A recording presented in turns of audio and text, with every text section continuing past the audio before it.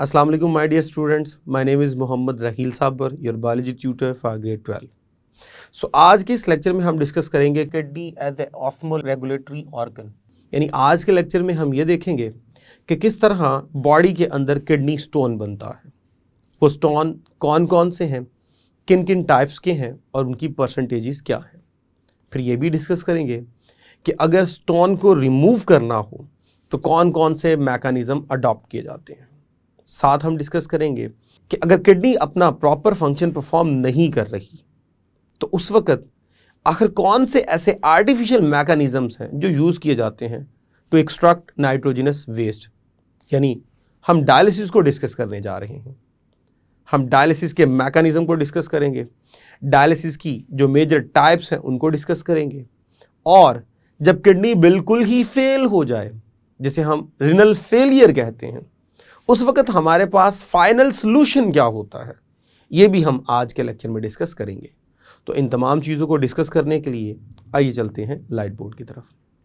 बिस्मिल्लाहिर्रहमानिर्रहीम। तो इस लेक्चर में हम डिस्कस करने जा रहे हैं kidney as a osmoregulatory organ. अगर हम ऑस्मो रेगुलेटरी ऑर्गन के लिहाज से देखें तो ऑस्मो रेगुलेशन का मेन पर्पस था वाटर की कॉन्सेंट्रेशन को, मिनरल्स की कॉन्सेंट्रेशन को मेंटेन रखना। तो हमने बात की कि जब हम बात करते हैं किडनी के फंक्शन की तो वो यूरिन फॉर्मेशन है, यूरिन फॉर्मेशन। अब यूरिन फॉर्मेशन के दौरान या तो यूरिन हमारे पास बनता है डाइल्यूट या फिर बनता है कॉन्सेंट्रेटेड। जब हम बात करते हैं डाइल्यूट यूरिन की तो उस दौरान हमारी बॉडी जो होती है वो मैक्सिमम सॉल्ट कंजर्व कर रही होती है, सॉल्ट कंजर्व, और वाटर रिलीज कर रही होती है। इसका मतलब ये हुआ कि बॉडी में बहुत ज़्यादा मिकदार में क्या होगा, वाटर होगा, इसलिए वाटर को जो है वो रिलीज किया जा रहा है और सॉल्ट को कंजर्व किया जा रहा है। और जब हम बात करते हैं कॉन्सेंट्रेटेड यूरिन की तो उस वक्त हमारे पास क्या होगा, उस वक्त वाटर को कंजर्व किया जाता है।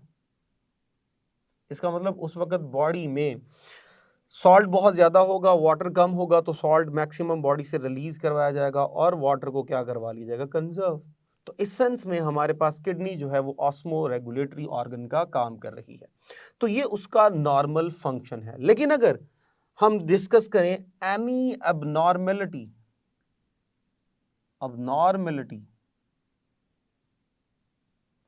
इन द नॉर्मल फंक्शन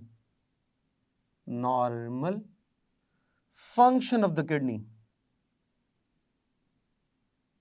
तो डेफिनेटली वो आपके पास क्या होगी, किडनी प्रॉब्लम। यानी इसका नॉर्मल फंक्शन ये है, नाइट्रोजनस वेस्ट को प्रॉपरली एक्सट्रैक्ट किया जाए, वेस्ट प्रोडक्ट को प्रॉपरली ब्लड से फिल्टर किया जाए और इनको यूरिन की फॉर्म में बॉडी से रिलीज करवाया जाए। लेकिन अगर प्रॉपरली डिस्पोज नहीं हो रहे, अगर कंपोनेंट्स प्रॉपरली एक्सट्रैक्ट नहीं हो रहे, फिल्टर नहीं हो रहे और वो बॉडी के अंदर ही एक्यूमुलेट होते रहे, तो वो क्या कर सकते हैं, बेशुमार प्रॉब्लम काज कर सकते हैं। मिसाल के तौर पे अगर प्रॉपर तरीके से जो है वो नाइट्रोजनस वेस्ट नहीं निकल रही तो वो बॉडी में क्या हो जाएंगे, एक्यूमुलेट हो जाएंगे और आहिस्ता आहिस्ता ब्लड जो है वो क्या हो जाएगा, टॉक्सिक हो जाएगा। अगर कंपाउंड्स प्रॉपरली डिस्पोज ना हो और वो प्रेसिपिटेट होना शुरू हो जाए, वहीं पे जो है वो अक्यूमुलेट होना शुरू हो जाए, तो क्या होगा, due to accumulation of any substance, तो क्या होगा, बॉडी में एक्यूमुलेट होने की वजह से वो प्रॉपरली डिस्पोज नहीं हो जाएगी, तो क्या होगा, लीड्स टू किडनी स्टोन। जब वो प्रॉपर डिस्पोज नहीं होगी, बॉडी में एक्यूमुलेट होती जाएगी, तो वो लीड करेगी for the formation of kidney stone. Suppose कीजिए मैं कहता हूँ बॉडी में ऑक्सलेट का लेवल बहुत ज़्यादा हाई हो गया और कैल्शियम का लेवल बहुत ज़्यादा हाई हो गया। If high level of calcium तो इस कंडीशन को हम बोलते हैं हाइपर कैल्सीमिया। और अगर कहा जाता है कि if there is a higher concentration of oxalate, तो ये कंडीशन आपके पास होगी हाइपर ऑक्सैलरिया। तो ये दो कंडीशंस हैं बॉडी में कैल्शियम का लेवल किसी भी वजह से ज्यादा हो गया, वो है हाइपर कैल्सीमिया। बॉडी में ऑक्सलेट का लेवल बहुत ज़्यादा हाई हो गया, तो वो होगा हाइपर ऑक्सैलरिया। अब अगर कैल्शियम और ऑक्सलेट दोनों आपस में मिल जाएं, so it will leads to for the formation of calcium oxalate, और ये प्रॉपरली डिस्पोज ना हो और प्रेसिपिटेट होना शुरू हो जाए, एक्यूमुलेट होना शुरू हो जाए, तो ये वहां पे क्या बन जाएगा, किडनी स्टोन। और किडनी स्टोन्स की अगर हम परसेंटेजेस देखें तो बॉडी में सबसे ज्यादा जो स्टोन बनते हैं उनमें 70% कैल्शियम ऑक्सलेट के स्टोन होते हैं। उसके बाद अगर हम 15% देखें तो वो कैल्शियम फॉस्फेट के स्टोन होते हैं। और उसके बाद अगर हम देखें तो 10% हमारे पास रेशो निकलती है जो कि यूरिक एसिड के क्या होते हैं, स्टोन्स होते हैं। अब ये सारे के सारे जो किडनी स्टोन है definitely they will cause kidney problem, और सबसे बड़ी प्रॉब्लम क्या होगी, यूरिनरी ऑब्स्ट्रक्शन। तो यूरिन के रिलीज होने में प्रॉब्लम होगी, ब्लड के प्रॉपर फिल्टर जो है उसके होने में भी क्या होगी, प्रॉब्लम होगी। ये मटेरियल जो है वो आहिस्ता आहिस्ता प्रेसिपिटेट होता रहेगा, स्टोर होता रहेगा, एक्यूमुलेट होता रहेगा, प्रॉपर डिस्पोज नहीं होगा, और स्टोनिंग मैस बन के वहाँ पे क्या हो जाएगा, एक्यूमुलेट होके किडनी स्टोन काज करेगा, जिसमें सबसे ज़्यादा परसेंटेज जो है वो कैल्शियम ऑक्सलेट की है, उसके बाद कैल्शियम फॉस्फेट की है, और उसके बाद यूरिक एसिड की है। अब इसको रिमूव करने के हमारे पास दो मेन मेथड हैं। एक तो ये है कि आप सर्जरी को यूज कीजिए, दूसरा जो हमारे पास नॉन सर्जिकल मेथड है उसे हम बोलते हैं lithotripsy. So let's talk about lithotripsy.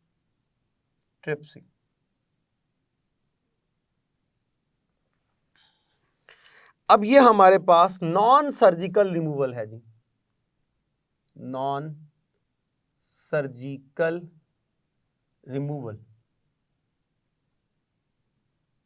Of kidney stone. अब इसमें हम करते क्या है, एक्स्ट्रा कॉर्पोरियल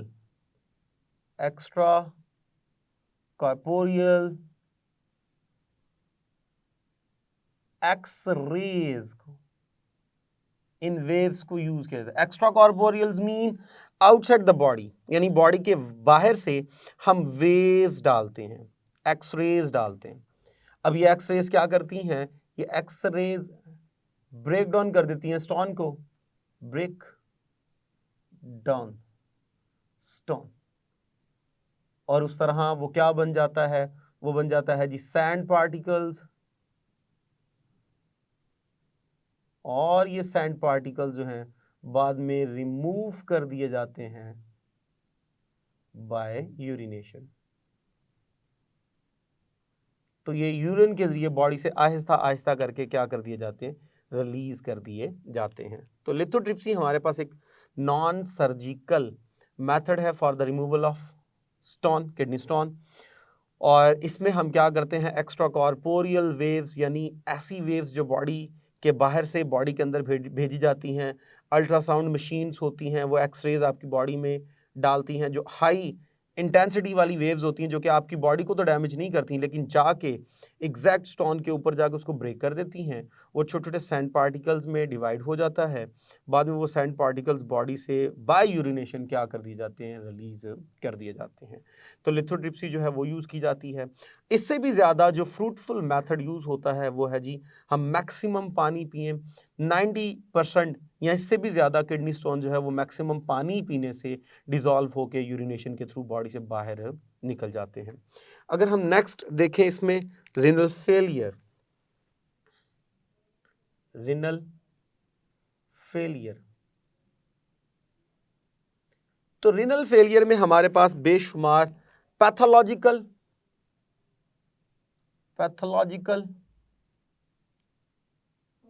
या फिर केमिकल इफेक्ट्स होंगे। केमिकल इफेक्ट्स मीन कोई केमिकल जो है वो डैमेज कर गया किडनी को। पैथोलॉजिकल या कोई पैथोजन आ गया, डिजीज काजिंग एजेंट आ गया, कोई प्रोटोजोन आ गया, कोई वायरस आ गया, कोई बैक्टीरिया आ गया जिसने क्या कर दिया, किडनी को डैमेज कर दिया। और मोस्टली जो डैमेज किया जाता है वो किया जाता है जी ग्लोमेरुलस को। सो मोस्टली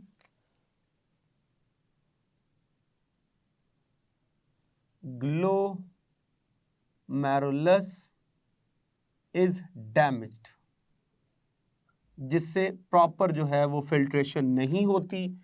जब प्रॉपर फिल्ट्रेशन नहीं होती तो उससे प्रॉब्लम क्या होती है, उससे प्रॉब्लम ये होती है कि जी urea level increase in plasma,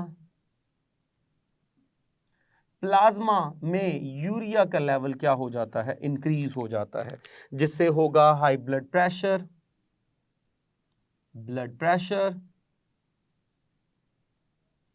and finally uremia, deficiency of blood. ये हमें फेस करना पड़ता है। अब जब रिनल फेलियर है, प्रॉपर फिल्ट्रेशन नहीं हो रही, उस वक्त क्या सोल्यूशन है? तो सोल्यूशन उस वक्त अडॉप्ट किया जाता है dialysis.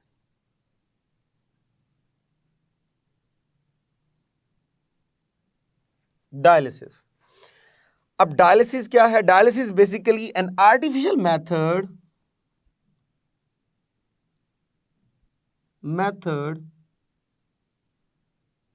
used to extract nitrogenous wastes from blood। So blood में से नाइट्रोजनस वेस्ट को एक्सट्रैक्ट करने के लिए हम जो है वो नॉर्मल डायलिसिस के प्रोसेस को अडॉप्ट करते हैं। अब डायलिसिस के प्रोसेस में हम यूज करते हैं डायलाइजर, जो कि एक आर्टिफिशियल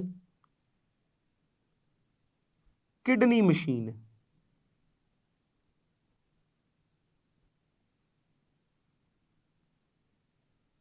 और साथ यूज करते हैं डायलाइजिंग फ्लूइड,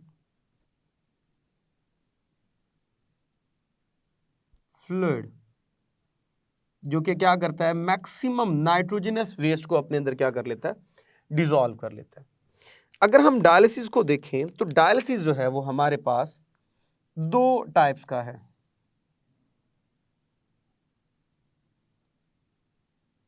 एक है हमारे पास हीमोडायलिसिस,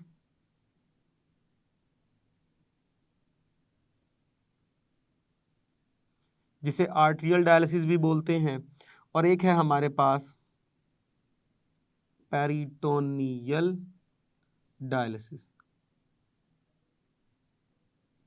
ये दो हमारे पास डायलिसिस के मेथड हैं।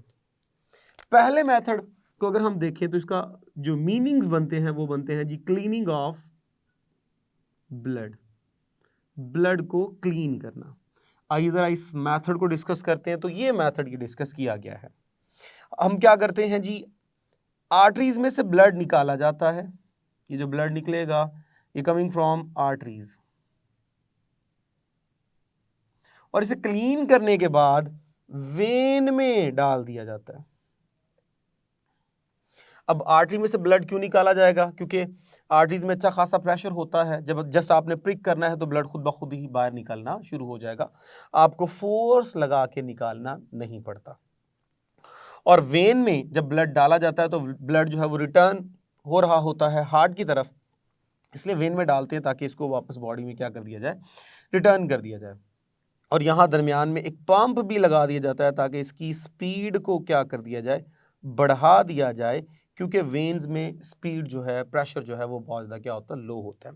अब जब ब्लड निकलेगा तो ये निकलेगा और गुजरेगा इस मशीन में से जिसे हम कहते हैं डायलाइजर, आर्टिफिशियल किडनी मशीन। अब ब्लड जो है वो रहेगा इन मेम्ब्रेन्स के अंदर, ये देखिए इन ट्यूब्स के अंदर जो हाईली कॉइल्ड हैं इनके अंदर, और इनकी सराउंडिंग में जो फ्लूइड होगा वो डायलाइजिंग फ्लूइड होगा ये सारा। और डायलाइजिंग फ्लूइड का काम होता है ये वेस्ट प्रोडक्ट को, नाइट्रोजनस वेस्ट को बहुत ज़्यादा अट्रैक्ट करता है। तो कंटेंट यहाँ से निकल कर जितना भी वेस्ट होगा वो डायलाइजिंग फ्लूइड में स्टोर होता जाएगा। जब तक ब्लड नीचे आएगा वो बिल्कुल क्या हो चुका होगा, क्लीन हो चुका होगा, वो सारे नाइट्रोजनस वेस्ट दे चुका है। अब वो जो डायलाइजिंग फ्लूइड है, जो वेस्ट रिमूव जो है वो रिसीव कर चुका है, वो चला जाएगा इसके अंदर, यहाँ से नया डायलाइजिंग फ्लूइड डाल दिया जाएगा। अब ये प्रोसेस लगातार रिपीट किया जाता है और ब्लड को क्या किया जाता है, क्लीन किया जाता है। जबकि जो सेकंड मैकेनिज्म है हमारे पास वो है जी पेरिटोनियल डायलिसिस। हमारी जो एब्डोमेन होती है उस एब्डोमेन में एक कैविटी है, इस कैविटी को बोलते हैं पेरिटोनियल कैविटी, पेरिटोनियल कैविटी। अब इस पेरिटोनियल कैविटी की सराउंडिंग में जो एपिथेलियम लाइनिंग होगी उसे बोलते हैं पेरिटोनियम मेम्ब्रेन। अब ये जो नाली है इसे बोलते हैं कैथीटर। अब कैथीटर के जरिए इसके अंदर डायलाइजिंग फ्लूइड डाल दिया जाता है, इसको भर दिया जाता है। अब जैसे ही डायलाइजिंग फ्लूइड इसमें डाल दिया जाएगा तो डायलाइजिंग फ्लूइड क्या करता है, पेरिटोनियम मेम्ब्रेन्स में से वेस्ट प्रोडक्ट को एक्यूमुलेट करना शुरू कर देता है और वो प्रोडक्ट निकल के जो है वो इस डायलाइजिंग फ्लूइड में क्या होते थे, एक्यूमुलेट होते रहते हैं। एक स्पेसिफिक टाइम पीरियड के बाद इसको पंप आउट कर लिया जाता है, फिर नया डायलाइजिंग फ्लूइड डाल दिया जाता है, फिर वो एक स्पेसिफिक टाइम पीरियड के बाद दोबारा पंप आउट कर लिया जाता है। तो बार बार स्पेसिफिक टाइम इंटरवल्स के बाद इस प्रोसेस को रिपीट किया जाता है और वेस्ट जो है वो बॉडी से क्या किया जाता है, निकाला जाता है। अब अगर हम बात करें तो ये जो डायलिसिस है ये एक टेम्परेरी पीरियड है। अब अगर हम बात करें डायलिसिस की तो ये जो डायलिसिस का प्रोसेस हमने पढ़ा ये एक आर्जी तौर पे एक टेम्परेरी हमारे पास क्या है, मैकेनिज्म है। अगर हम इसका परमानेंट इलाज चाहते हैं, परमानेंट, तो जो परमानेंट इलाज है वो है हमारे पास किडनी ट्रांसप्लांट।